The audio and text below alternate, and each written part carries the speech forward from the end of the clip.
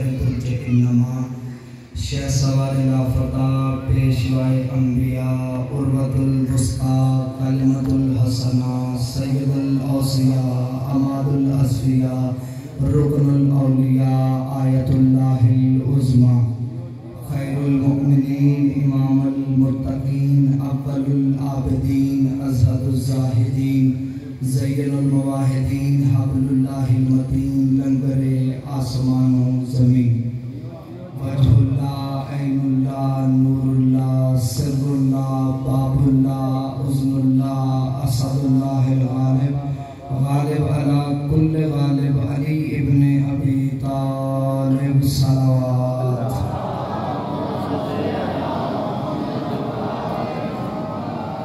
وأولادہ طیبین الطاہرین المعصومین المنتجبین المہدیین ولعن اللہ تعالی علی قوم الظالمین الکافرین المنافقین المتکبرین اما بعد فقد قال حق سبحانہ وتعالی فی کتابہ المجید وفرقانہ الحمید وهو أصدق الصادقین وقولہ الحق بسم اللہ الرحمن الرحیم انا اعطیناک الکوثر بلندر صلوات صلی اللہ محمد وآل محمد۔ دعا ہے کہ مالکان عزت بارگاہ عزت حسین بحق جد الحسین جتنے بھی ہاتھ ذکر شبیر سمانے کے لیے آئے ہیں اس عزت والے ذکر سے کوئی بھی خالی ہاتھ واپس نہ جائے۔ ذاکرین مجلس حاضرین مجلس بانیان مجلس کے اللہ رزق معرفت اور رزق ولایت میں اضافہ فرمائے۔ بہت بڑی دعا سارے مل کے دل سے آمین کہیے گا۔ میرا اللہ اس وقت تک کسی بھی علی ولی اللہ پڑھنے والے کو موت نہ آئے جب تک حسین بادشاہ کے نوری محل کی زیارت نصیب نہ آئے۔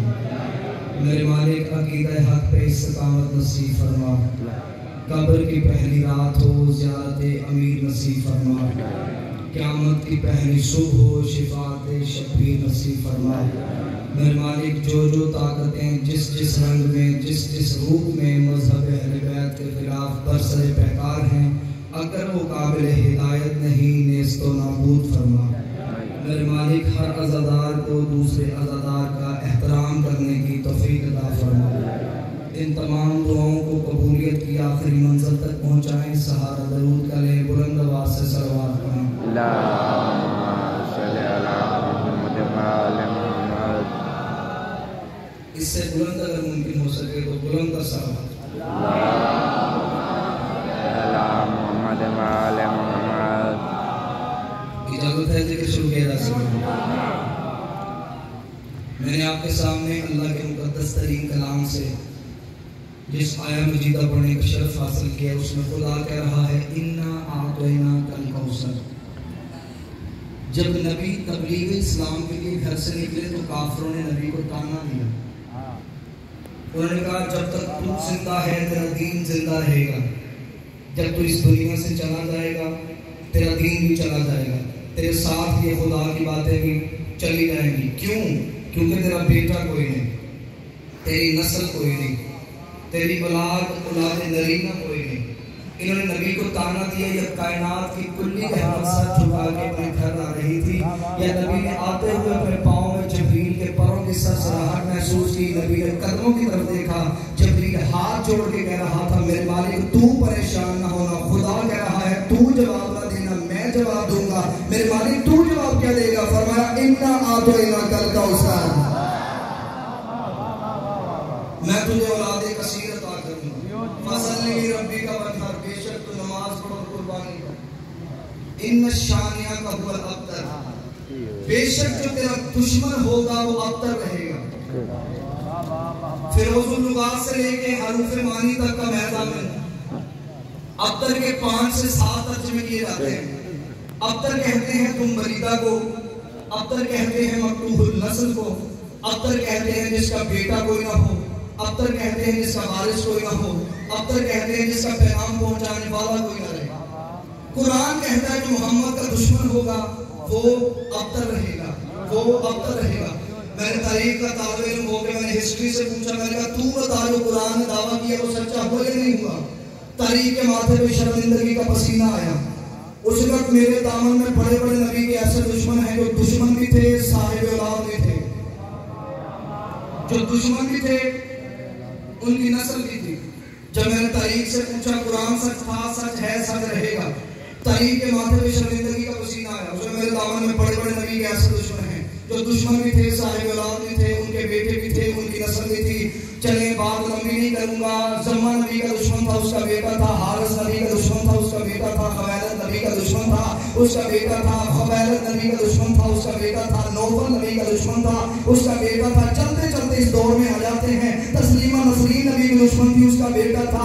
غلام احمد قادیانی نبی کا دشمن تھا، اس کا بیٹا تھا. پھر قرآن کا دعویٰ کدھر جائے گا؟ قرآن کہتا ہے محمد کے دشمن کا بیٹا کوئی نہیں ہوتا. تاریخ ہمیں بتاتی ہے ہر نبی کے دشمن کا بیٹا بھی تھا، ان کی نسل بھی تھی، ان کی اولاد بھی تھی. قرآن کی آیت کی تفسیر کبھی بھی کھول کے سامنے نہ آتی. اگر میرے 5 امام گلی سے نہ گزر رہے ہوتے، میرے 5 امام گلی سے گزر رہے تھے، یہ سامنے سے بندہ اپنی گود میں اپنے بچے کو اٹھا کے جا رہا تھا، اس نے خود مولا کو سلام کیا، نہ اپنے بچے کو مولا کو سلام کروایا. امام چند قدم آگے گئے، مولا کے ایک صحابی قریب سے گزرا، اس نے مولا یہ آپ کا دشمن ہے. قرآن کہتا ہے آپ کے دشمن کا بیٹا کوئی نہیں ہوتا. مولا یہ آپ کا دشمن ہے، آپ کے نانے کا بھی دشمن ہے، آپ کے بابے کا بھی دشمن ہے. اس کا بیٹا کہاں سے آیا؟ امام نے فرمایا قرآن سچ تھا، سچ ہے، سچ رہے گا. اس نے مولا بیٹا کہاں سے آیا؟ فرمایا ہوتے کسی اور کے ہیں، کہلواتے کسی اور کے.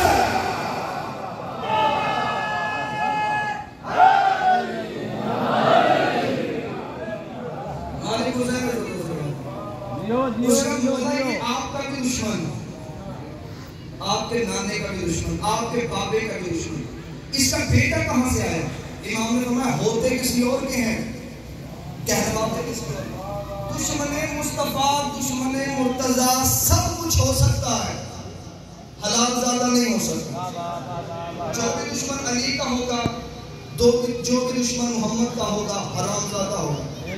اسی سورہ کوثر کی عملی تفسیر بن کے میرے بادشاہ حسن اس دنیا میں ہے. خدا نے وعدہ کیا تھا میں اولاد کثیر عطا کروں گا. اسی سورہ کوثر کی عملی تفسیر بن کے میرے بادشاہ حسن اس دنیا میں ہے. جب میرے بادشاہ حسن کو دربار میں بلایا گیا، مولا نے دربار میں جاتے ہی اب میں دیکھوں گا کون بندہ مجلس میں توجہ کر کے بیٹھا ہے، کون بندہ سویا ہوا ہے. جب مولا کو دربار میں بلایا گیا، مولا نے آتے ہی پہلا جملہ کیا کہا؟ امام نے فرمایا اتر لکڑیوں کے ڈھیر سے نیچے، اتر لکڑیوں کے ڈھیر سے نیچے. آؤ سارے مل کے امام حسن سے پوچھتے ہیں کہ مولا آپ نے ممبر کو لکڑیوں کا ڈھیر کیسے کہہ دیا؟ امام نے مسکرا کے فرمایا جس ممبر پہ بیٹھ کے میرے باپ علی کو پھونکا جائے، ممبر نہیں لکڑیوں کا ڈھیر ہوتا. وہ ممبر نہیں ہوتا، لکڑیوں کا ڈھیر ہوتا ہے. آج تک جب بھی میرے بادشاہ حسن کی تعریف کی گئی تو لوگوں نے کہا کہ امام حسن نے سلح کی تھی. تو میں اپنی نوجوان نسل کے لیے جملہ کہہ دوں، بادشاہ حسن نے سلح کی نہیں، امام سے سلح کی گئی.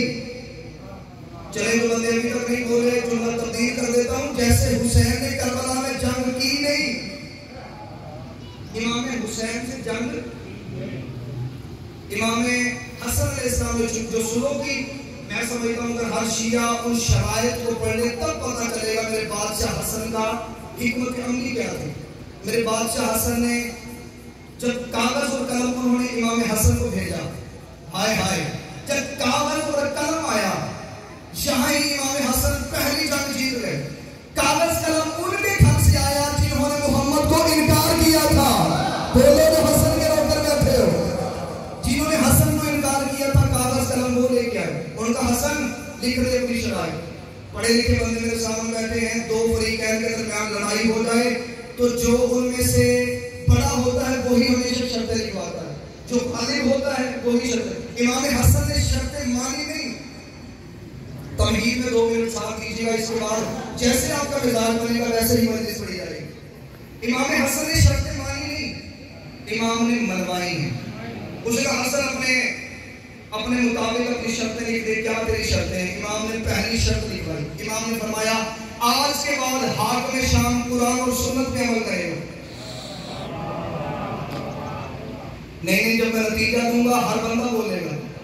آج کے بعد حاکم شام قرآن اور سنت پہ عمل کرے گا. اسے تخت لینے کی جلدی سے دستخط کر لیے. اس نے دیکھا ہی حسن کتنی بڑی جنگ جیت گیا ہے. امام نے یہ شرط بنوا کے دنیا کو بتا دیا کہ پہلے نہ یہ قرآن پہ عمل کرتا تھا،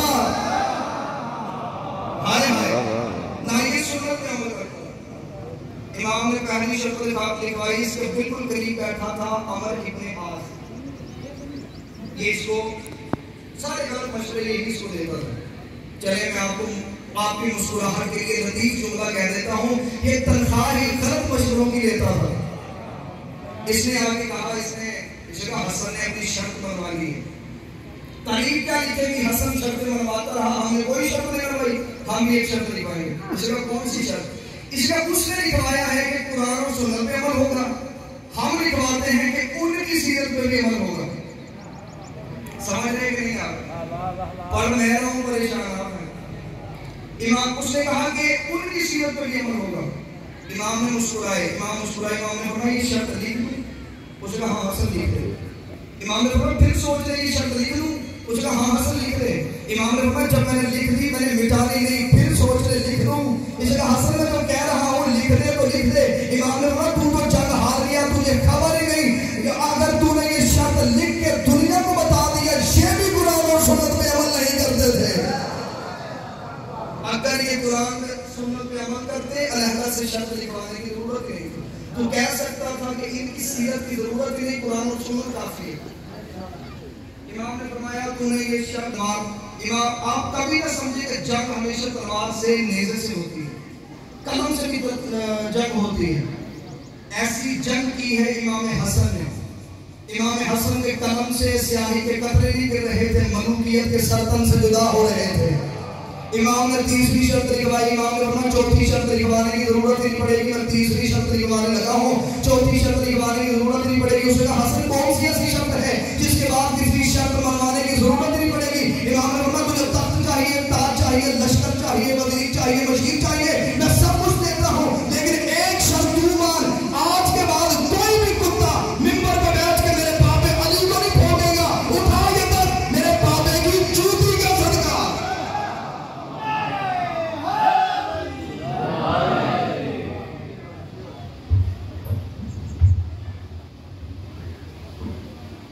امام نے فرمایا اٹھا یہ تک میری بابے کی جوتی کا صدقہ. جب اس نے امام نے شرط منوا لی، اس نے قبول کر لی، اس نے کہا کہ میری تو توہین ہو گئی، میں نے تو حسن سے حکومت مانگی تھی، حسن تو مجھے سب کچھ لے کے چلا گیا. اب اس نے غصہ نکالنے کے لیے اگلے دن امام کو دربار میں بلایا. جب امام دربار میں آئے، اس نے پہلا حکم نافذ کیا تھا. اس نے امام کے آنے سے پہلے حکم نافذ کیا تھا.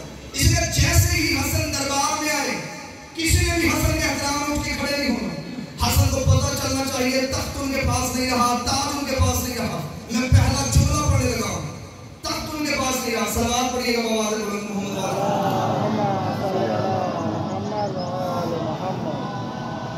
پھر بھی صلوات پڑھیے گا اللہم صلی علی محمد ایسا بات. اس نے امام کو بلانے سے پہلے حکم نافذ کیا. اس نے جیسے ہی حسن دربار میں آئے، تم نے پڑھنے ہیں، تم نے کسی نے بھی حسن کے احترام میں اٹھ کے کھڑے نہیں ہونا. حسن کو پتہ چلنا چاہیے تخت ان کے پاس نہیں رہا، تاج ان کے پاس نہیں رہا، حکومت ان کے پاس نہیں رہی.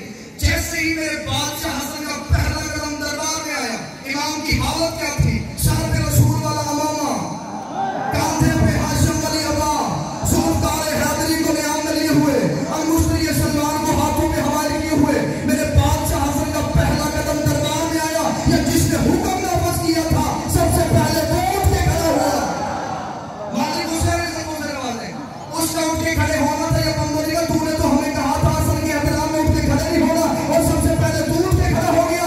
اب اس نے کہا مجھے حسن کے پروردگار کی قسم ہے، جیسے ہی حسن کا پہلا قدم دربار میں آیا، حسن کے پیچھے کا آگ کا جن آ رہا تھا، اس کے ہاتھ میں آگ کا تازیانہ تھا. اس نے کیا مار گیا، اٹھ دیکھ نہیں رہا حسن آ گیا.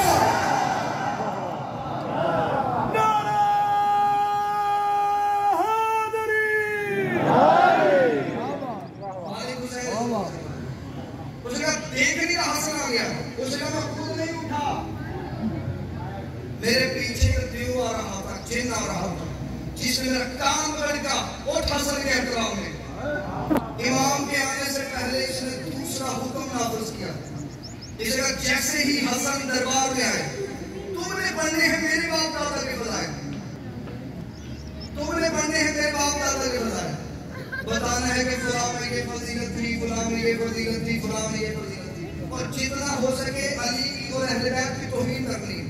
جیسے ہی میرے بادشاہ حسن یوں کرسی میں بیٹھے، اس کے ساتھ تلخدار اٹھے، انہوں نے اپنے خود ساختہ قصیدے پڑھنے شروع کر دیے۔ جب یہ اپنے خود ساختہ قصیدے پڑھ رہے تھے، میرے بادشاہ حسن مسکرا کے سن رہے تھے، میرے بادشاہ حسن مسکرا کے سن رہے تھے۔ جب یہ اپنے خود ساختہ قصیدے پڑھ چکے، اب جو بندہ داد دے گا میری کتابت کو نہیں دے گا، بادشاہ حسن کے جملوں کو دے گا۔ میں بادشاہ حسن کے خطبے کا پہلا جملہ پڑھنے لگا ہوں۔ جب یہ ساتھ کے ساتھ اپنے خود ساختہ قصیدے پڑھ چکے، میرے بادشاہ حسن نے مسکرا کے فرمایا، اے عرب کے شجروں کی ٹوٹی ہوئی کڑیوں، اے عرب کے شجروں کی ٹوٹی ہوئی کڑیوں۔ اگلا جملہ پڑھوں میرے بادشاہ حسن کا، میرے مسکرا کے کہتے ہیں، اے گندگی کے ڈھیر میں اگے ہوئے پودوں،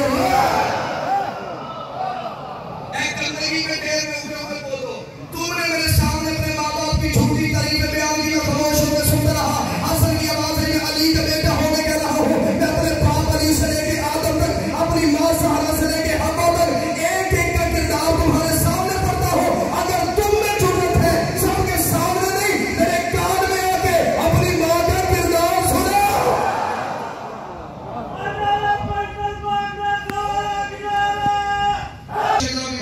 اگر تم میں جرأت ہے، سب کے سامنے نہیں، میرے کان میں آ کے اپنی ماں کے کردار سنا۔ اتنا جملہ کہنا مجھے پورے دربار میں سناٹا طاری ہو گیا۔ امام نے فرمایا، ہم چاہیں مشرق کو مغرب کر دیں، ہم چاہیں مغرب کو مشرق کر دیں، ہم چاہیں شام کو عراق کر دیں، ہم چاہیں عراق کو شام کر دیں۔ اگلے جملے پہ پہلے بندے سے لے کے آخری بندے تک ہر بندہ بولے گا۔ امام نے مسکرایا اور کہا، ہم چاہیں مرد کو عورت کر دیں، ہم چاہیں مرد کو عورت کر دیں، ہم چاہیں مرد کو عورت کر دیں۔ اتنا جملہ کہنا تھا، یہ سامنے سے یہ حرامی اٹھ کے کھڑا ہوا، اس نے حسن کیسے؟ حسن اس کی طرف دیکھے گا ایسے۔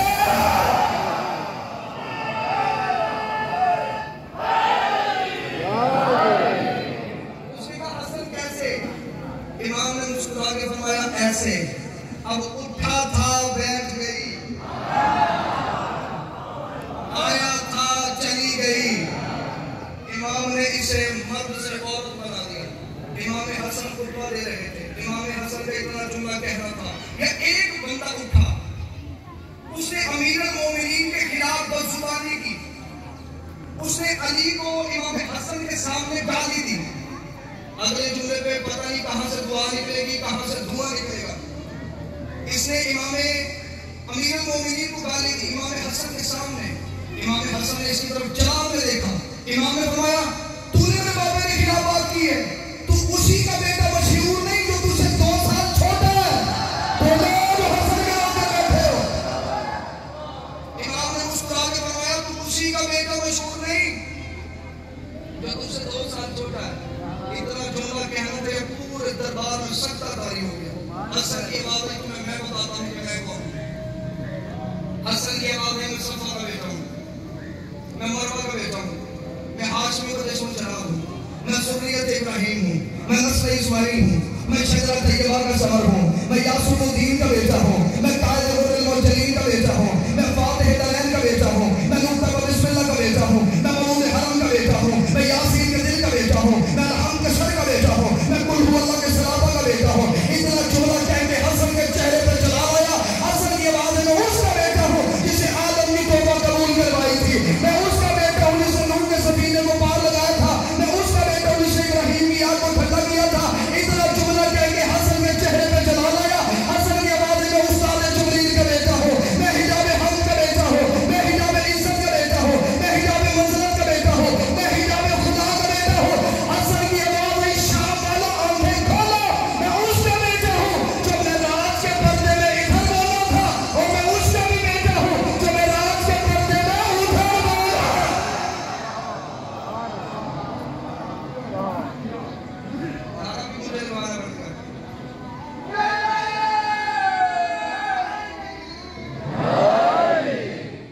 حسن کی آواز ہے، میں اس کا بیٹا ہوں جو معراج کے پردے میں ادھر بولا،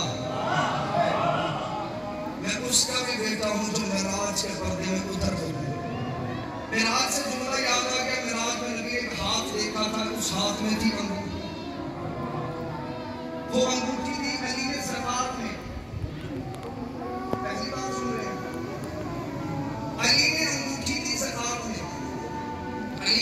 نہیں ٹوٹتی.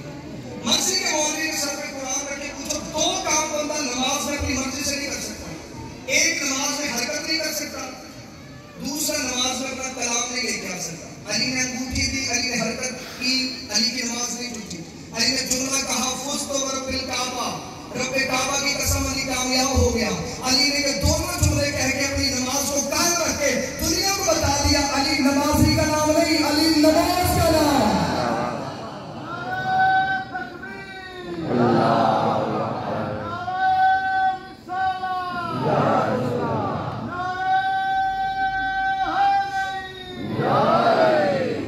علی نے یہ دونوں جملے کہہ کے اپنی نماز کو قائم کر کے دنیا کو بتا دیا علی نمازی کا نام نہیں, علی نماز کا نام ہے. علی نے انگوٹھی دی زکات میں, خیرات میں نہیں دی. علی نے دی انگوٹھی زکات, اور زکات میں نصاب ہے. یہ نہیں کہ بندہ کہے اس سال میری اتنی زکات بنتی ہے تو میں کہتا ہوں اتنی زکات دے دوں نا. زکات میں ہے نصاب, وہ پہ اتنی, سونے پہ اتنی, چاندی پہ اتنی, فلاں پہ اتنی. جیسے جیسے نصاب بدلتا گیا ویسے ویسے زکات بدل دی. علی نے دی ہے انگوٹھی زکات میں.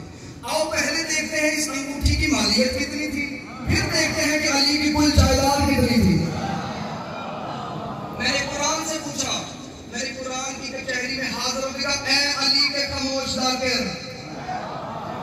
میں نے کہا تو بتائیے انگوٹھی کس کی تھی. قرآن نے کہا یہ انگوٹھی تھی سلیمان بن داؤد نبی کی. میں نے کہا اچھا قرآن تو بتائیے کتنا بڑا نبی تھا, ضلع کا نبی تھا, ملک کا نبی تھا, قصبے کا نبی تھا, کتنا بڑا نبی تھا. قرآن کا یہ اتنا بڑا نبی تھا, جنات کو چلنے کا حکم دیتا تھا, ہوائیں اس کے تابع تھی, یہ پرندوں کی بولیوں کو سمجھتا تھا, اس کا تخت ہوا میں ہوتا تھا, دنیا کی تمام مخلوقات اس کے پیچھے پیچھے سفر کرتی تھی. یہ اتنا بڑا نبی تھا, یہ انگوٹھی اس کی حکومت میں بند تھی. جب یہ انگوٹھی پہنتا تھا حکومت شروع ہو جاتی تھی, انگوٹھی اتارتا تھا حکومت ختم ہو جاتی تھی. یہ انگوٹھی آ گئی علی کے ہاتھ میں, علی نے دے دی زکات. اور سلمان بن داؤد نبی کی ساری جائیداد جس کی ملکیت کا 2.5% ہو, اس کی اپنی جائیداد کتنی ہوگی؟